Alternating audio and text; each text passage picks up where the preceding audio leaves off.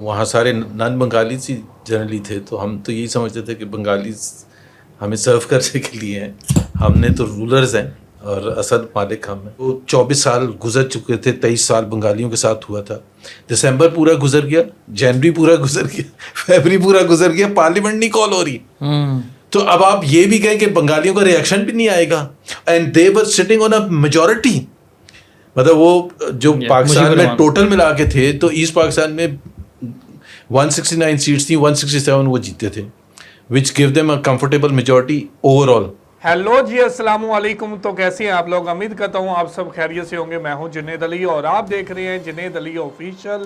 آج بات کرنے والے ہیں ایک اور پاکستانی سیاستدان کی جو بنگلہ دیش کے بارے میں بات کر رہا ہے، جو بنگلہ دیش کی علیحدگی کے اوپر بات کر رہا ہے، اور اب پاکستان کی نوجوان نسل ہو، پاکستان کے سیاستدان ہو، تو آج یہ بنگلہ دیش کی بات کرتے ہیں، بنگلہ دیش کی ترقی کی بات کرتے ہیں، بنگلہ دیش کی اکانومی کی بات کرتے ہیں۔ تو یہ بنگلہ دیش کے بارے میں کیا بات کر رہے ہیں؟ تو ویڈیو کی طرف بڑھنے سے پہلے آپ دوستوں سے گزارش ہے، اگر آپ چینل بنے ہیں تو چینل کو سبسکرائب کریں، ساتھ بڑے بیل آئیکن کو بھی دبائیں تاکہ آپ کو ویڈیو کا نوٹیفیکیشن سب سے پہلے ملتا رہے۔ چلیں ویڈیو سٹارٹ کرتے ہیں جی، ہیوی گو۔ وہاں سارے نان بنگالی سی جنرلی تھے، تو ہم تو یہی سمجھتے تھے کہ بنگالی ہمیں سرو کرنے کے لیے ہیں، ہم نے تو رولرز ہیں اور اصل مالک ہم ہیں۔ وہ ہی کہتے تھے کہ ہمارے پہلے کولونین ماسٹرز تھے گورے، اب وہ چلے گئے، اب یہ آگے ویسٹ پاکستان۔ اچھا، مین ٹائم جب یہ لڑائی ہوتی ہے تو دونوں اپنی اپنی ٹیمیں اناؤنس کر دیتے ہیں، اور ایک دفعہ تو ایکچولی عمان میں پاکستان کی 2 ٹیمیں اتریں،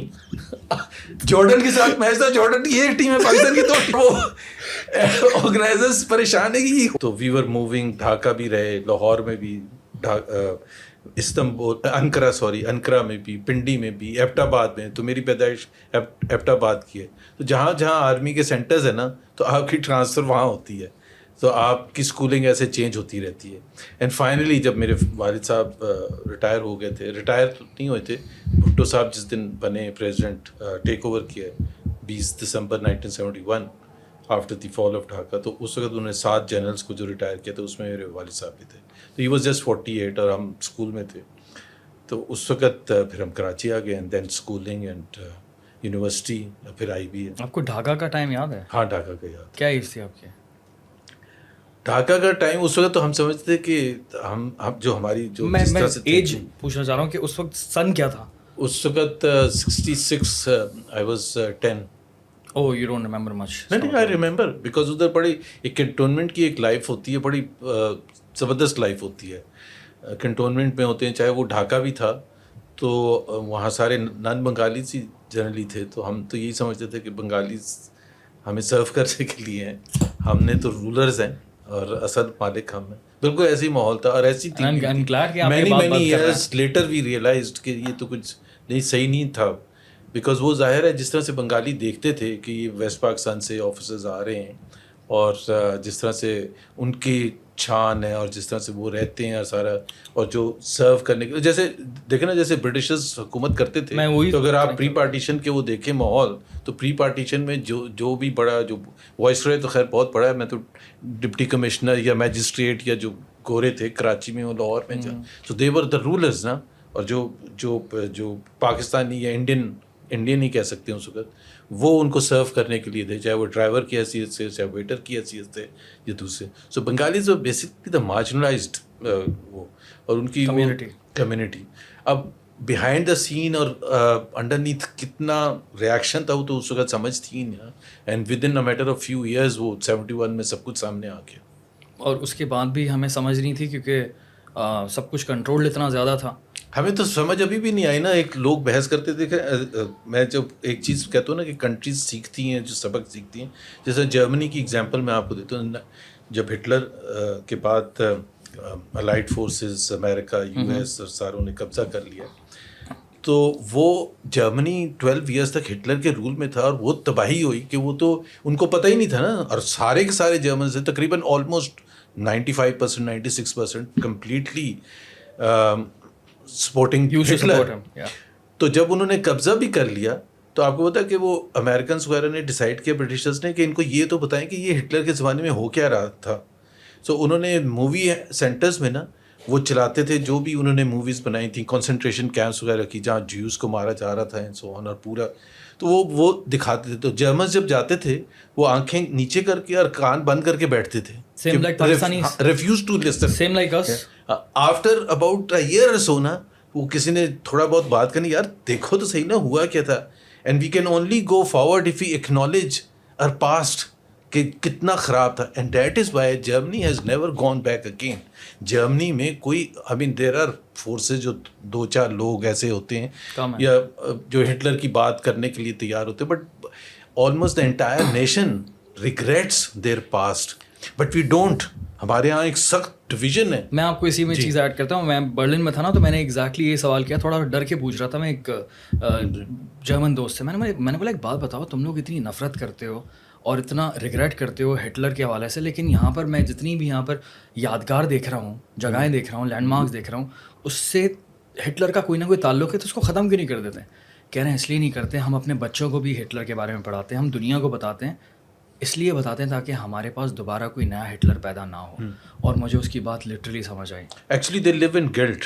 آج کی بھی جو جنریشن ہے نا وہ ایک گلٹ میں رہتے ہیں کہ یہ how could we own Hitler and for such a long time. There is no harm in living in guilt, right? There is no, it is for the good of the German nation. اگر ہم accept کر رہے ہیں as a Pakistani nation, as West Pakistani اس وقت کے مقابلے میں, کہ جو ہمارا برتاؤ تھا بنگالیز کے ساتھ, وہ that was the main reason contributed towards the disintegration of Pakistan. مطلب میں آپ کو بتاؤں کہ کہیں بھی پارلیمنٹری جمہوریت میں جب الیکشنز ہوتے ہیں نا, تو اگر 2 ہفتے یا 3 ہفتے تک اسمبلی کال نہیں ہوتی نا, تو ریئیکشن آنا شروع ہو جاتا ہے کہ بھائی کیا ہو رہا ہے. بے نظیر بھٹو انفیکٹ دسمبر 1988 میں جب جیتی ہیں, اور Ghulam Ishaq was trying to play games کہ جی وہ بنانا چاہ رہے تھے کہ آپ کا فارن منسٹر یہ ہوگا اور فائنینس منسٹر یہ ہوگا, اپنی کابینہ میں پیپلز پارٹی کو فورس کر رہے تھے, and that is why he was not. تو پیپلز پارٹی کا اسٹرانگ ریئیکشن آنے شروع ہو گیا تھا. ابھی آپ سوچیں کہ دسمبر 7 1970 کو الیکشنز ہوئے, and with all the past جو 24 سال گزر چکے تھے, 23 سال بنگالیوں کے ساتھ ہوا تھا, دسمبر پورا گزر گیا, جنوری پورا گزر گیا, فیبری پورا گزر گیا, پارلیمنٹ نہیں کال ہو رہی. تو اب آپ یہ بھی کہیں کہ بنگالیوں کا ریئیکشن بھی نہیں آئے گا, and they were sitting on a majority. مطلب وہ جو پاکستان میں ٹوٹل ملا کے تھے, تو ایسٹ پاکستان میں 169 سیٹس تھیں, 167 وہ جیتے تھے, which gave them a comfortable majority overall in Pakistan, because اس وقت ان کی پاپولیشن زیادہ ہوتی تھی. اب تو وہ بھی چینج ہو گیا. تو ہم نے کبھی وہ ایکسیپٹ کیا ہی نہیں کہ وہ جو ان کا کنسرن تھا, جو ریئیکشن تھا ان کا اتنا اسٹرانگ وہ تھا, اس کے ساتھ زیادتیاں تھیں نا. وہی یہ کہتے تھے کہ ہمارے پہلے کولونیل ماسٹرز تھے گورے, اب وہ چلے گئے, اب یہ آگے West Pakistan. We never treated them.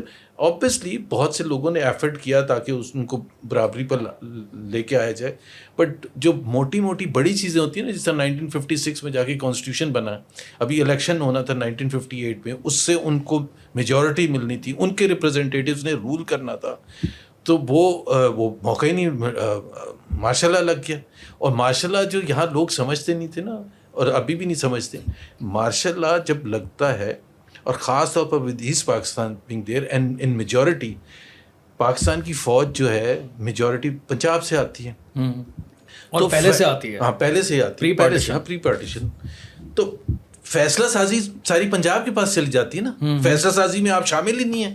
تو آپ یہ سوچتے ہیں بیٹھ کے سندھ میں جو بھی تھے اس وقت, یا بنگال میں جو بھی تھے, کہ بھائی ہم اس ملک میں کیا ہیں, اگر فیصلہ سازی میں ہمارا عمل دخل نہیں ہے. دیٹ از وائی پاکستان میں جب کہتے ہیں نا جمہوریت اور پارلیمنٹری جمہوریت, کیوں پاکستان میں زیادہ ضرورت ہے, کیونکہ یہاں ہر ڈفرینٹ کمیونٹیز ہیں, ایک ہوموجینس تو ہے نہیں پاکستان, یہ ایران کی طرح یا چائنا کی طرح یا جرمنی کی طرح. We were not, Pakistan did not come as a result of nationalistic. ہمارا تو ظاہر سی بات ہے, وہ تو ایک الگ بحث ہے باہر for the Muslims of sub continent اور واٹ ایور. یا بٹ یہ کہ حسینہ واجد نے ابھی ریسنٹلی یہ بولا ہے کہ اسٹیٹ آف پاکستان کو اپولوجائز کرنا چاہیے.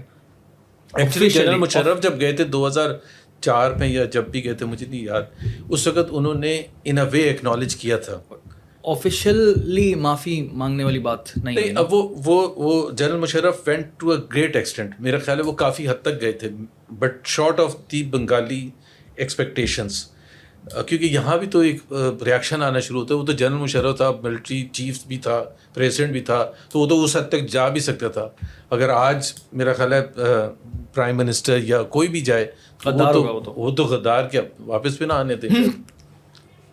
जहाज घुमाते हैं उसका, जहाज घुमा के इसको जयपुर उतारो, इसको जयपुर नहीं, पाकिस्तानीज को महसूस नहीं होता ना कि हमारे से कितनी गलतियां हुई थी और कितना लेजिटिमेट स्ट्रगल थी बंगालीज की. ये अगर हमें महसूस हो ना, अगर हम खुद एक्नॉलेज करें तो उससे बहुत ज़्यादा फ़र्क पड़ता है. अगर हम अपने बच्चों को और सबको ये बताएं कि जी ये क्या स्ट्रगल थी, क्या हुआ क्या. अब तो ज़ाहिर है 52 ईयर्स हो गए, अब एक्नॉलेज करना.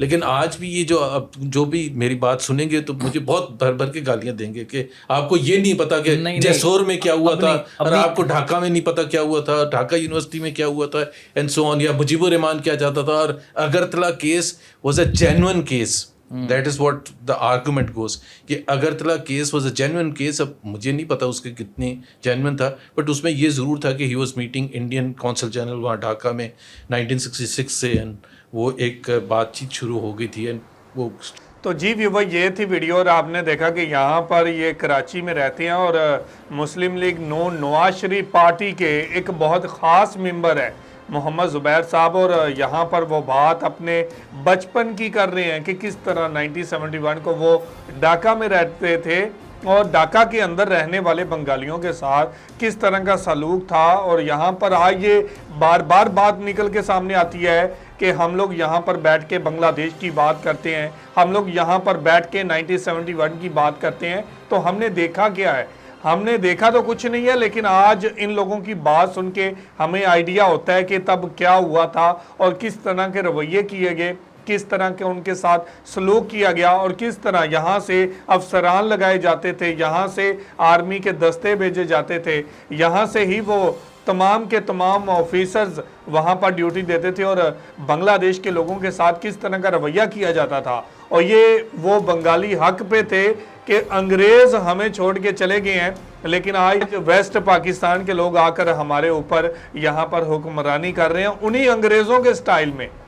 तो ये सब कुछ हो रहा था. और अगर बांग्लादेश आज अलग है, तो अगर आज बांग्लादेश हमसे आगे निकल चुका है, तो ये उन बांग्लादेशियों की मेहनत है, उन बांग्लादेशियों का वो सलूक है अपने लोगों के साथ, जो शायद हम बांग्लादेश के लोगों के साथ कर नहीं सके. तो ये थी आज की वीडियो. आप इस वीडियो के बारे में क्या कहना चाहते हैं ज़रूर कमेंट करके हमें बताइएगा. बहुत शुक्रिया.